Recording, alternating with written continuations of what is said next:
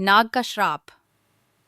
उत्तराखंड के पहाड़ों के बीच एक पुराना गांव बसा था। नाम था पाताल गांव। इस गांव के लोग एक पुरानी हवेली से बहुत डरते थे।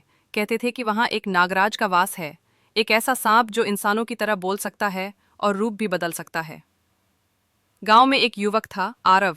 वह बहुत जिज्ञासु था और लोगों की बातों को अंधविश्वास मानता था। एक दिन उसने ठान लिया कि वह उस हवेली में जाएगा और देखेगा कि असल में वहां है क्या।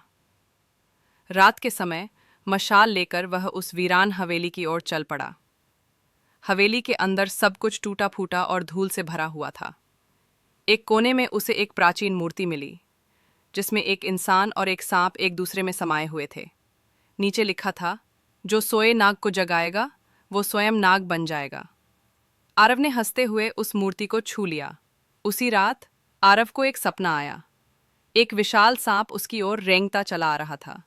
उसकी आंखों में आग थी और आवाज गूंज रही थी, तूने मुझे जगाया है, अब तू मेरी किस्मत का भागी बनेगा।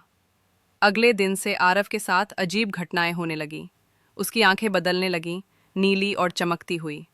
उसकी जीभ दो मुही हो गई। वह धीरे धीरे लोगों से दूर भागने लगा। फिर एक रात वह पूरी तरह गायब हो गया।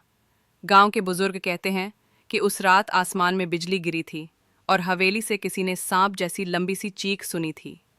अब हर अमावस की रात अगर कोई उस हवेली के पास जाए तो झाड़ियों में से दो चमकती आंखें उसे घूरती हैं और एक फुसफुसाती आवाज सुनाई देती है, अब तू आया है,